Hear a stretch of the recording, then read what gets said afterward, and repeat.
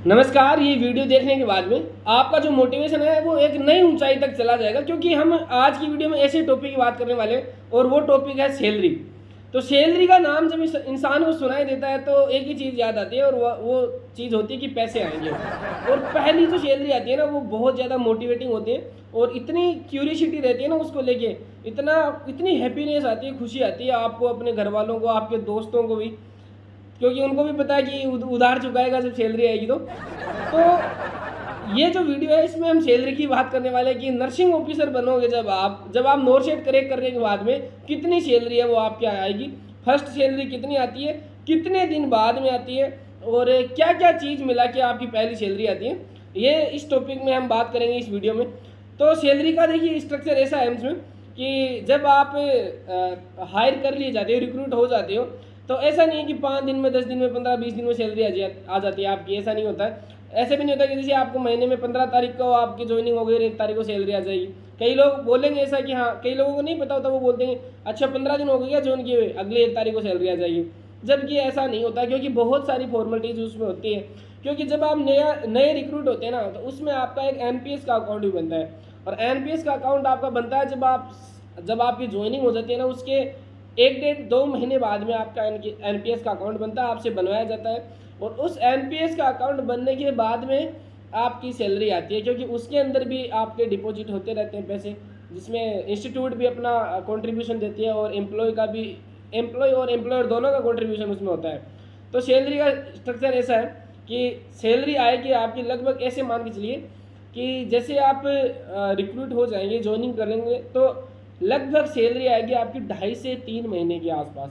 2 महीने भी नहीं आती है, मोस्टली तो नए इंस्टीट्यूट्स में नहीं आती है। जो नए नर्सिंग ऑफिसर रिक्रूट होते हैं उनकी 2 महीने में भी नहीं आती है, लगभग 2.5 से 3 महीने के बीच में आपकी सैलरी आती है।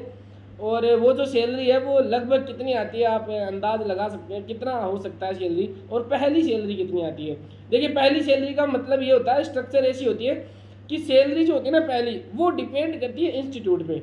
यानी कि सारे इंस्टीट्यूट्स की सैलरी सेम नहीं है, कुछ एक चीज़ों का डिफरेंस रहता है। जैसे एक तो आपका डीए का डिफरेंस रहता है और एक आपका एचआरए का डिफरेंस रहता है, क्योंकि हर शहर में महंगाई का स्तर भी थोड़ा थोड़ा अलग है और एचआरए यानी हाउस रेंट अलाउंस भी अलग अलग होता है।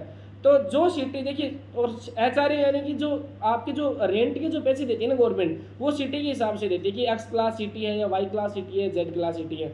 तो इन सिटीज़ के हिसाब से पैसे मिलते हैं। जैसे वाई क्लास सिटी है वो मीडियम टाइप की सिटी है, जैसे मैं जोधपुर एम्स में हूँ, तो जोधपुर जो है वो वाई क्लास सिटी है, तो लगभग 8,500 के आसपास हमारा एचआरए आता है। दिल्ली जो है वो एक्स क्लास सिटीज़ में आती है, तो वहाँ का ज़्यादा है, 13-14-15 हज़ार के आसपास एचआरए आता है।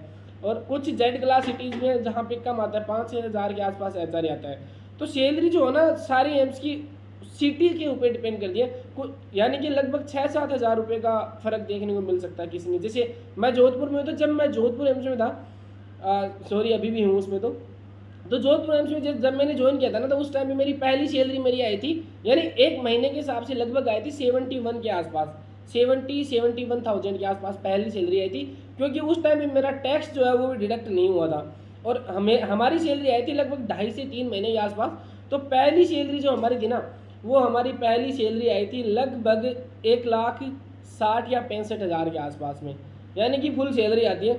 वहीं दिल्ली वालों की सैलरी खूब आई थी, दिल्ली के अंदर लगभग सैलरी आई थी 1,90,000 के आसपास, क्योंकि वहाँ पे एचआरए का जो कंट्रीब्यूशन जो होता है गवर्नमेंट का वो ज़्यादा होता है। एचआरए जो है वो क्या होता है, वो ज़्यादा मिलता है उसके अंदर। तो पहली सैलरी कितनी आती है, ऐसे मान लीजिए, अगर देखिए अगर कोई इंस्टीट्यूट है आपको 1 महीने में सैलरी दे, तो आप सोचेंगे कि सर ने तो हमें बताया कि सैलरी 1,60,000-70,000-80,000 आएगी, 1.5 लाख आएगी।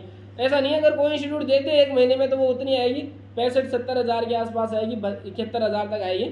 और दिल्ली में अगर आप जॉब कर रहे हैं सेंट्रल गवर्नमेंट हॉस्पिटल दिल्ली के या एम्स में कर रहे हैं, तो 74-75,000 के आसपास सैलरी आएगी आपकी। और 2.5 से 3 महीने के आसपास आएगी तो 1.5 लाख से ऊपर सैलरी आएगी आपकी, 1,70,000 के आसपास सैलरी आ जाएगी। ये तो सैलरी आएगी, और कितनी आएगी उसका आपको पता है, वो सैलरी आएगी आपकी 2.5 से 3 महीने में आएगी और 1,60,000-70,000 के आसपास आपकी सैलरी आएगी।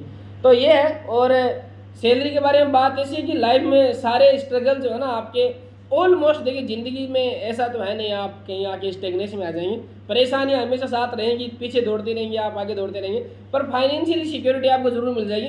इतनी फाइनेंशियल सिक्योरिटी मिल जाएगी कि आप अपनी लाइफ जो है बहुत अच्छे से गुजार सकते हैं और आप अपनी फैमिली को भी बहुत अच्छे तरीके से हैंडल कर सकते हैं। इतनी आपके पास में फाइनेंशियल सिक्योरिटी आ जाएगी।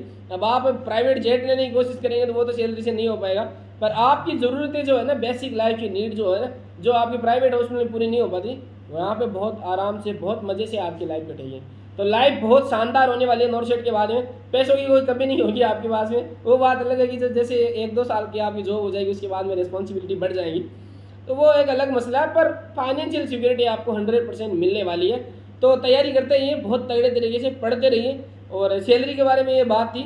और सैलरी स्लिप जो है ना, वो मेरी फर्स्ट सैलरी स्लिप है, वो मैं यहाँ पे शेयर कर दूंगा कि फर्स्ट सैलरी स्लिप में क्या क्या पेमेंट आता है, कितना आता है। और सैलरी में देखिए सारी चीज़ें, कितनी चीज़ें मिलके होती है सैलरी में। आपके देखिए नर्सिंग अलाउंस आता है आपका, ड्रेसिंग अलाउंस आता है आपका, डीए आता है आपका, टीए आता है, टीए यानी ट्रैफिक अलाउंस आता है, डीए ऑन टीए भी आता है आपका।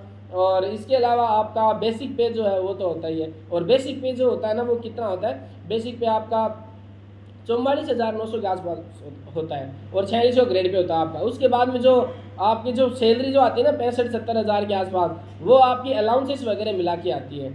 तो ये सैलरी का स्ट्रक्चर था कि कितनी सैलरी आती है, तो सैलरी का मैंने बता दिया आपको। और तैयार हो जाइए इतनी सैलरी लेने के लिए, क्योंकि आपके अकाउंट में बहुत जल्दी आने वाली है। 3-4 महीने में, 5 महीने मान लीजिए मैक्सिमम, इस साल में तो आ जाएगी, क्योंकि ज्वाइनिंग भी आपकी जल्दी हो जाएगी। 3 जून को आपकी एग्ज़ाम है और उसके बाद में 20-25 दिन में रिजल्ट आ जाएगा और उसके बाद में ज्वाइनिंग प्रोसेस चालू है। तो पढ़ते रहिए, बढ़ते रहिए। और 15 दिन का टाइम बचा है, तो ऐसे मान के चलिए कि सैलरी के लिए काम कर रहे हैं अपन, क्योंकि पैसे जो है ना वो अल्टीमेट सोर्स होता है मोटिवेशन का। बहुत ज़्यादा जो मेन जो सोर्स होता है ना मोटिवेशन का, वो पैसे होता ही है। फाइनेंस के हिसाब से आदमी फ्री रहना चाहिए। तो ये था वीडियो बनाने का मकसद, बता दिया मैंने कि कितनी सैलरी आती है, कितनी नहीं आती है। मिलते हैं एक और नई वीडियो में। मोटिवेटेड रहते रहिए, पढ़ते रहिए, बढ़ते रहिए। जय हिंद, जय भारत।